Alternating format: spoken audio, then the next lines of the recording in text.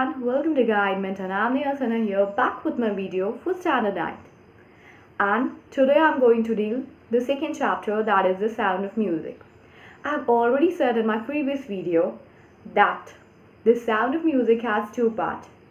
And the first part was about Evelyn Glennie, the story of Evelyn Glennie, how she could listen to everything without hearing it. That was quite amazing, interesting, and in fact inspiring too. And this is quite a different story, but it's also interesting. We need to learn everything about it. I hope so that everyone would have watched the first part of this video. If you have not watched, then please go and watch it. I expect it because it is very beneficial from the exam point of view. Now, coming back to this video, the name of this chapter is The Sehnai of Bismillah Khan. Chapter का नाम है सहनाई of Bismillah Khan. ये कहानी बिस्मिल्लाह खान और सहनाई के बारे में. We already know that shehnai and Bismillah Khan will always go parallelly.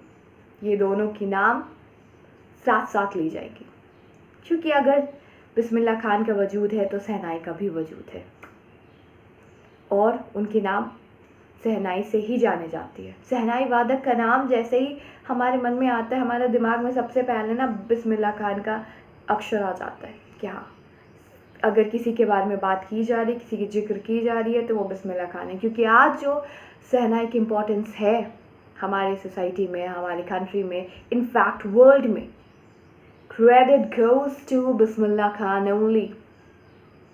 बहुत लोग हैं इसमें, लेकिन हाँ, बिस्मिल्लाह खान ने जो एफर्ट डाले हैं शायद वो दूसरे लोग नहीं कर पाए. चलिए अब चैप्टर में चलते हैं. स्टोरी स्टार्ट होती है औरंगजेब के कोर्ट से. एक्चुअली तब पुंगी नाम का एक इंस्ट्रूमेंट प्ले होता था और औरंगजेब ने उसे अपने कोर्ट में प्ले होने से बैन कर दिया था. अब क्वेश्चन आता है, बैन क्यों किया था उसे प्ले होने से? एक्चुअली बैन इसलिए किया था क्योंकि उसके बहुत ही इरिटेटिंग साउंड आते थे, अनप्लीजेंट श्रिल साउंड आता था उसका, जो कि कान को चुभता था. इसलिए उन्होंने सोचा कि इसे बैन करना ही बेटर होगा, तो बैन कर दिया उसे. और उसी कोर्ट में एक बार्बर आता था. वो बार्बर का एक्सेस था रॉयल कोर्ट के लिए, और उसने क्या सोचा कि पुंगी को क्यों ना मॉडिफाई करके दूसरी तरह से इंस्ट्रूमेंट बनाया जाए. तो उसने एक हॉलो स्टेम लिया और उसके बाद उसे थोड़ा सा ब्रॉड किया, थोड़ा सा उसे और लेंथन किया और उसमें 7 होल्स बनाए. ये इंस्ट्रूमेंट उसका रेडी हो गया. उसे प्ले करके उसने फिर देखा 7 होल्स से, तो एट अ टाइम किसी होल्स को वो क्लोज करता था, दूसरे होल को ओपन करता था. उसके बाद जो उससे म्यूज़िक आते थे वो काफ़ी ही प्लीजेंट साउंड के थे. और उसके बाद उस बार्बर ने उस इंस्ट्रूमेंट को प्ले किया कोर्ट में किंग के सामने. तो सबको पसंद आया और उसके बाद वो एक्सेप्ट हो गया और उसके बाद उसका नाम पड़ा शहनाई. अब दूसरा क्वेश्चन, आखिर शहनाई नाम क्यों पड़ा? इसका आंसर भी इंटरेस्टिंग है. शहनाई 2 वर्ड से बना, जस्ट ब्रेक द वर्ड. तो शह का मतलब क्या हुआ? वो शाह के सामने प्ले हुआ था, मीन्स किंग के सामने प्ले हुआ था, इसलिए शाह. और एक नाई ने इसे बनाया था, एक बार्बर ने बनाया था, इसलिए शहनाई. Is it clear? I think it's interesting thing. सबको समझ आ गया होगा. अब आगे प्रोसीड करते हैं. धीरे धीरे शहनाई ने अपने इम्पोर्टेंस गेन करना स्टार्ट किए. नॉर्थ इंडियन वेडिंग्स में प्ले होता था, टेम्पल्स में प्ले होने लगा. जहाँ एक तरफ पुंगी को हर तरह से बैन कर दिया गया था, वहीं शहनाई अपना इम्पोर्टेंस गेन करता जा रहा था. और इनफैक्ट नौबत में भी इसकी एंट्री मिल गई. नौबत अब क्या होता है? वो 9 इंस्ट्रूमेंट है, ग्रुप है 9 इंस्ट्रूमेंट का, जो कि राजा के कोर्ट में प्ले होता है. उसमें भी शहनाई का पोजीशन बन गया. तो हम और आप समझ सकते हैं कि कितना ज़्यादा बड़ा पोजीशन उसने गेन किया. ये तो था मंदिर और कोर्ट की बात, लेकिन क्लासिकल स्टेज पे पहुंचना इसका क्रेडिट, इनफैक्ट उसे पहुंचाने का क्रेडिट जाता है सिर्फ और सिर्फ बिस्मिल्लाह खान को। अब स्टोरी में आगे चलते हैं। बिस्मिल्लाह खान डुमराव बिहार से थे। हम सबको पता है डुमराव उनके विलेज का नाम था, वो वहाँ से थे। और जब वो छोटे थे, 5 साल के थे, वो गिल्ली डंडा प्ले करते थे। और उन्हें पास के ही बिहारी जी के मंदिर में बुलाया गया था गाने के लिए। वहाँ जाकर वो चैता, भोजपुरी चैता उन्होंने गाया। और इनफैक्ट वहाँ के लोग इतने ज़्यादा खुश हो गए सुनकर कि वो रोज़ आते थे। उन्हें हमेशा बुलाया जाता था, वो रोज़ आते थे गाने के लिए और रोज़ सुनने के लिए भी आते थे। इनफैक्ट आम लोग ही नहीं, महाराज भी सुनने आते थे। और फिर उन्हें इन रिटर्न प्राइज़ मिलता था, और वो प्राइज़ था 1.25 kg के लड्डू। ये उनका पहला प्राइज़ था। लेकिन यहाँ से उनके प्राइज़ की जर्नी शुरू हो गई। और 80 साल बाद, ये 80 साल पहले की कहानी है, और 80 साल बाद फिर उन्हें फाइनली मिला सबसे बड़ा award, that is highest civilian award of India, Bharat Ratna. हम सबको पता है कि भारत रत्न कोई ऐसे आम अवार्ड नहीं है, काफ़ी खास होना पड़ता है उसके लिए, काफ़ी खास काम करने पड़ते हैं ताकि वो अवार्ड जीत सके कोई। और उन्हें वो अवार्ड मिला। काफ़ी स्ट्रगल किए होंगे उन्होंने, कभी गिव अप नहीं किया होगा, स्टेप बाय स्टेप वो आगे बढ़ गए और उसके बाद फिर उन्हें यह अवार्ड मिला। अब चलते हैं उनकी लाइफ की स्टोरी को डिस्कस करने के लिए। और स्टोरी स्टार्ट होती है उनके डेट ऑफ बर्थ से। पहले हम लोग को सबको पता है कि उनका जन्म डुमराव बिहार में हुआ है, ये तो क्लियर है। उसके बाद आगे डिस्कस करते हैं पॉइंट्स। अब उनका जन्म किस दिन हुआ था?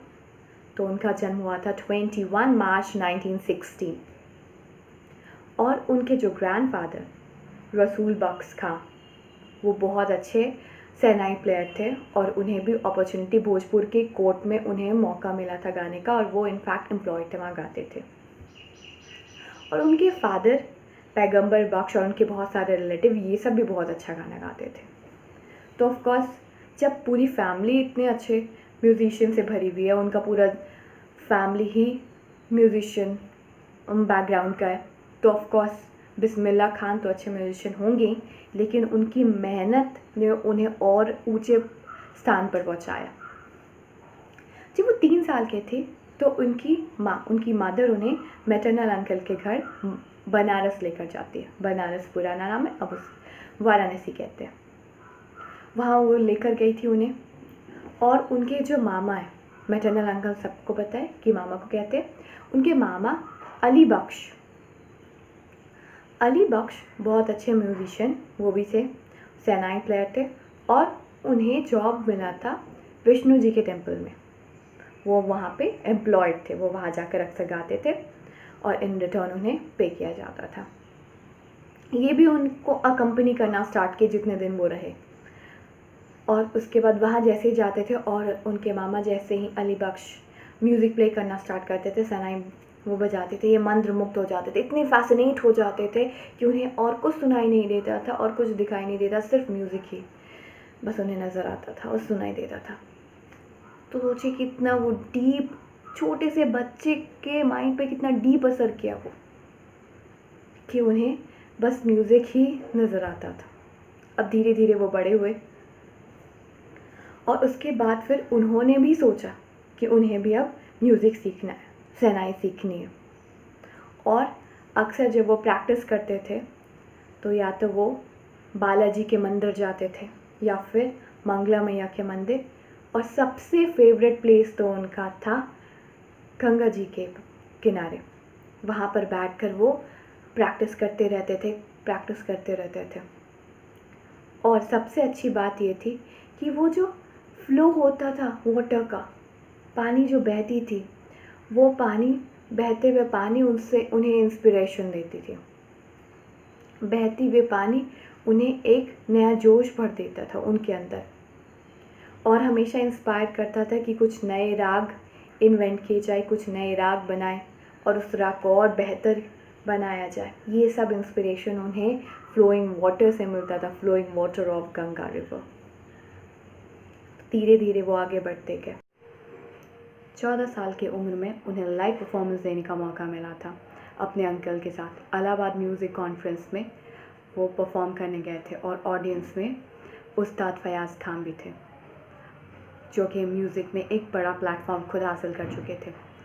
और उनका परफॉर्मेंस देखने के बाद, उनके म्यूज़िक को सुनने के बाद, बिस्मिल्लाह खान के म्यूज़िक को सुनने के बाद उन्होंने आकर इनसे कहा, उस्ताद फयाज़ खान उन्हें प्रेज़ करते हैं और उन्हें और इंस्पायर करके कहते हैं, work hard and you shall make it.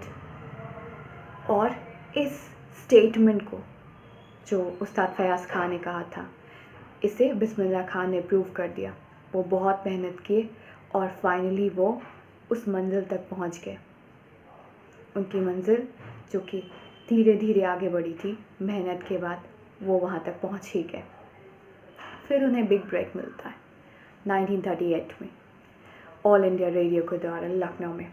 वहाँ पे उन्होंने परफॉर्मेंस दी और बहुत ही अच्छा परफॉर्मेंस, बहुत ही उम्दा परफॉर्मेंस दिया था उन्होंने, जिससे कि हर सुबह लोगों की जो कह सकते हैं सुबह खुशनुमा हो जाती थी। इस तरह से वो और आगे बढ़ते गए और सबसे बड़ा ब्रेक उन्हें तब मिला था जब उन्हें रेड फोर्ट पे इंडिपेंडेंस डे के ईव पे, दैट इज़ 15 अगस्त 1947 में उन्होंने शहनाई वहाँ पे प्ले किया था। ये बहुत बड़ा अपॉर्चुनिटी था और ऑडियंस में बहुत सारे पॉलिटिशियंस भी थे और वहाँ पर जवाहरलाल नेहरू ने भी उनके सॉन्ग को सुना था, म्यूज़िक को सुना और काफ़ी अप्रिशिएट किया था। ये टर्निंग पॉइंट धीरे धीरे उनके लाइफ का धीरे धीरे बनता गया, एक एक स्टेप। अब हम देख रहे हैं कि कैसे ये वो एक एक स्टेप लेकर आगे बढ़ते गए, क्योंकि एक बार में कोई जंप करके सक्सेस तक नहीं पहुंच सकता। स्मॉल स्मॉल स्टेप्स से एक बड़ा स्टेप बनता है और यही उन्होंने कर दिखाया। और उसके बाद उन्होंने पीछे मुड़ने का तो कभी सोचा ही नहीं और कभी पीछे मुड़े भी नहीं। और धीरे धीरे आगे बढ़ने के बाद उन्होंने इंडिया में ही नहीं, अब्रॉड में भी बहुत सारे परफॉर्मेंस दिए थे और उनका पहला परफॉर्मेंस हुआ था अफ़गानिस्तान में। और अफ़गानिस्तान के किंग ज़हीर शाह ने भी बहुत अप्रिशिएट किया था उनके टैलेंट को और फिर एज अ रिवॉर्ड उन्हें प्राइसलेस कारपेट दिया था, पर्शियन कारपेट गिफ्ट किया था। That was just a reward. और एक सोवेनियर भी दिया था। सोवेनियर एक मेमोरेबल चीज़ होती है, आप कहीं जाते हैं तो वहाँ से कुछ लेकर आते हैं, उससे जुड़ी हुई यादें रहती है, या तो कोई आपको गिफ्ट करता है या तो आप खुद खरीद कर लाते हैं। तो उसी तरह एक सोवेनियर अफ़गानिस्तान के किंग ने उन्हें गिफ्ट किया था और धीरे धीरे उनकी परफॉर्मेंस जो है और दुनिया में स्प्रेड होने लगी और अलग अलग जगह पे उन्हें बुलाया जा रहा था परफॉर्म करने के लिए। उसके बाद उनकी एक फिल्म डायरेक्टर विजय भट्ट, उन्होंने भी उन्हें अपॉर्चुनिटी दी। एक्चुअली बिस्मिल्लाह खान को एक फेस्टिवल में गाते सुने थे, उन्हें काफ़ी अच्छा लगा और उनके ही इंस्ट्रूमेंट पे उन्होंने अपनी मूवी का नाम रखा गूंज उठी शहनाई। और उनका सॉन्ग था दिल का खिलौना है टूट गया। ये विजय भट्ट की मूवी का सॉन्ग था। इसके अलावा उन्होंने दूसरी मूवी में परफॉर्म किया और उसके डायरेक्टर थे विक्रम श्रीनिवास और एक कन्नड़ वेंचर थी जिसमें उन्होंने अपना सॉन्ग गाया था और वो था सनादी अपन्ना। इसके बाद वो इस फिल्म इंडस्ट्री से दूर हो गए क्योंकि उन्हें लग रहा था यहाँ आर्टिफिशियलिटी ज़्यादा है, कुछ ओरिजिनल वर्जन में नहीं रखा जाता था और वो इस सब चीज़ से दूरी बनाते थे क्योंकि उन्हें हर चीज़ पर्टिकुलर क्लासिकल वे में पसंद थी और उसमें कोई भी वो मैनिपुलेशन नहीं चाहते थे। इस कारण से उन्होंने लाइव परफॉर्मेंस ही देने का प्लान किया और फिर उन्हें परफॉर्मेंस करने के लिए मीन्स एक बड़ा ब्रेक मिला और वो भी कहाँ से, प्रेस्टीजियस लिंकन सेंटर हॉल से।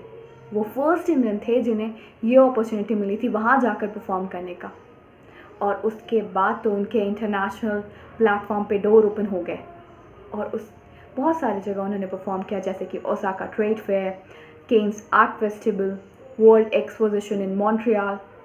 ये सारे जगह उन्होंने परफॉर्मेंस दी और सबसे बड़ा अचीवमेंट तो तब था जब तेहरान के एक ऑडिटोरियम का नाम उनके नाम पे रखा गया, दैट इज़ तहार मौसीकी उस्ताद बिस्मिल्लाह खान, ये पूरा नाम था। तहार मौसीकी उस्ताद बिस्मिल्लाह खान, ये था ऑडिटोरियम का नाम, बिस्मिल्लाह खान के नाम पर था। और उन्हें बहुत सारे अवार्ड्स भी मिले, पद्मश्री, पद्म विभूषण, पद्म भूषण, ये सारे अवार्ड्स उन्हें मिले थे। इनफैक्ट भारत रत्न के बारे में तो हमने पहले ही डिस्कस कर लिया था कि उन्हें भारत रत्न भी मिला था। और जब भारत रत्न उन्हें मिल रहा था उसके बाद उन्हें जब स्पीच देना था तो उन्होंने एक लाइन कही थी जो कि काफ़ी इम्पोर्टेंट है। उन्होंने कहा था कि इंडियंस को अपने बच्चों को म्यूज़िक लाइन में भी आगे भेजना चाहिए, क्योंकि जब वेस्टर्न कल्चर के लोग इंडिया आकर इंडिया की क्लासिकल म्यूज़िक सीख रहे हैं, तो फिर हम लोग क्यों इस म्यूज़िक से दूर हो रहे हैं? ये तो हमारी जड़ है, हमारा तो अस्तित्व इन सब से है। उन्होंने इंस्पायर किया और वो बहुत जगह बाहर जाकर सिखाए भी। यूएसए के एक स्टूडेंट उनसे इतने ज़्यादा इन्फ्लुएंस हो गए थे कि वो यूएसए में ही उस्ताद बिस्मिल्लाह खान को रखना चाहते थे, और वो उन्हें एश्योर कर रहे थे, प्रॉमिस कर रहे थे कि सर अगर आप यहाँ रहेंगे तो आपको इंडिया जैसे इन्वायरमेंट क्रिएट कर देंगे, यहाँ पर आपके कॉलेज के पास में टेम्पल्स बना देंगे, सब कुछ इंडिया के जैसा रहेगा। तो वो एक ही सेंटेंस कहते हैं कि ठीक है, तुम इंडिया की तरह सब कुछ कर दोगे, यहाँ पे कल्चर ला दोगे, लेकिन टेम्पल बना दोगे, लेकिन क्या तुम ट्रांसपोर्ट करके रिवर गंगा ला सकते हो? और हम सबको पता है कि रिवर गंगा का क्या इम्पोर्टेंस है उनकी लाइफ में। तो फिर इसका जवाब तो किसी के पास था भी नहीं। और वो कहते हैं कि जब भी वो फॉरेन कंट्री में रहते हैं, परफॉर्मेंस देते हैं, तो उन्हें इंडिया आने की हमेशा बहुत ज़्यादा चाह रहती है। और जब वो इंडिया में रहते हैं, मुंबई जैसे प्लेस में रहते हैं, तो वो अपने मिट्टी बनारस जाने की उनमें चाह बहुत ज़्यादा रहती है, क्योंकि उन्हें रिवर गंगा की याद आती है। और जब वो बनारस में रहते हैं तो उन्हें अपने बेसिक मिट्टी, जो उनका जड़ था, डुमरांव की याद बहुत आती है। तो ये सारे सेंटेंस से एक चीज़ तो समझ आया कि वो इंसान मिट्टी से जुड़े हुए हैं। और वो जब भी बनारस में रहते थे, हर दिन काशी विश्वनाथ मंदिर में जाकर हर सुबह शहनाई प्ले करते हैं, हर सुबह शहनाई बजाते हैं। वो एक मुस्लिम होकर भी ये सारा काम कर रहे थे। यहाँ पे एक चीज़ तो समझ आया कि टैलेंट कोई रिलीजन नहीं देखता। और अगर कोई ये सोच ले कि टैलेंट रिलीजन और सब चीज़ से ऊपर है, तो शायद धीरे धीरे हमारे सोसाइटी में जो प्रॉब्लम है ये सब इराडिकेट हो जाएगी। उस्ताद बिस्मिल्लाह खान ये एक परफेक्ट एग्जाम्पल है, जो कि मिट्टी से जुड़े हुए हैं, अपने ट्रेडिशन, अपने कल्चर को लेकर आगे बढ़ रहे हैं। वो उतनी ऊंचाई तक तो पहुंच गए, लेकिन उन्होंने अपने जड़ को नहीं छोड़ा। वो हमें ये सिखाते हैं कि अगर हम सिंपल रहकर आगे बढ़ते जा रहे हैं तो हम एक दिन एक टॉप मोस्ट पोजीशन पे ज़रूर पहुंचेंगे। और हम कहीं भी पहुंच जाएं, कोई भी पोजीशन अचीव कर लें, अगर हम अपना बेस नहीं छोड़ेंगे, अपनी जड़ को नहीं छोड़ेंगे, तो हम हमेशा अडिग एकदम दृढ़ निश्चय के साथ खड़े रहेंगे। बहुत कुछ वो सिखाते हैं और हमें उनसे बहुत कुछ सीखना चाहिए। और रिलीजन कभी भी किसी चीज़ के आगे आपके आगे आड़े नहीं आने चाहिए। कोई भी टैलेंट के आगे रिलीजन आपके हिंड्रेंस नहीं होनी चाहिए। तो ये इंस्पिरेशन है। और आगे अब ईडियम्स की ओर चलते हैं। पहला ईडियम से पे थ्रू द नोज़, मतलब बहुत ज़्यादा खर्च हो जाना। कहते हैं ना कि कोई चीज़ में आपने बहुत हेविली पे कर दिया है, तो वो क्या कर रहे हैं, आप pay through my nose. For example आपने ऑनलाइन शॉपिंग की और उसके बाद फिर आपको पता नहीं था कि ये कितना ज़्यादा होगा, क्या एक्सपेंसेस आएगा, तो वहाँ पे आप कह सकते हैं I have paid through my nose. ये हो गया। फिर पोक वन नोज़ मतलब किसी भी चीज़ में इंटरफेयर करना, टू इंटरफेयर। अब ये कह सकते हैं इसका example, Sita has got the habit to poke her nose in each and every matter. Second हो गया एग्जाम्पल प्रोज एंड कॉन्स। तीसरा है प्रोज एंड कॉन्स, इसमें हो गया पक्ष और विपक्ष। अब आप कहते हैं ना इसके दोनों पहलू हमें देख लेने चाहिए, इसका पक्ष विपक्ष देख लेना चाहिए, तो हम लोग कह सकते हैं we need to check the pros and cons of this matter. तीसरा हो गया। और चौथा pour oil into the troubled water, इसका मतलब to pacify the matter, किसी भी मामले को शांत कर देना। कह सकते हैं Reena has got the habit to pacify the matter. I repeat, Veena has got the habit to pour oil into the troubled water. Means it's not the habit. Actually, I should say that Reena has a talent to pour oil into the troubled water. This is more appropriate. ये ज़्यादा सही है. और पांचवा last है, पुल once leg. किसी की टांग खींचना, ये बहुतों की आदत होती है. For example, that person can never praise anyone, or especially there are certain type of people in this world, they cannot praise anyone, they are just there to pull each other's leg. That's it. I hope आपको समझ आ गया होगा. और please इस idioms को अच्छी तरह से समझ ले, क्योंकि ये सारे ईडियम्स ग्रैंड टेस्ट और बाकी जो टेस्ट होंगे वो सब में काम आएंगे. और फिर इस वीडियो को अच्छी तरह से देख ले, समझ ले, और कोई भी क्वेरीज हो तो कमेंट सेक्शन में क्वेश्चन ज़रूर डाल सकते हैं. Thank you for watching the video and please like, subscribe and comment.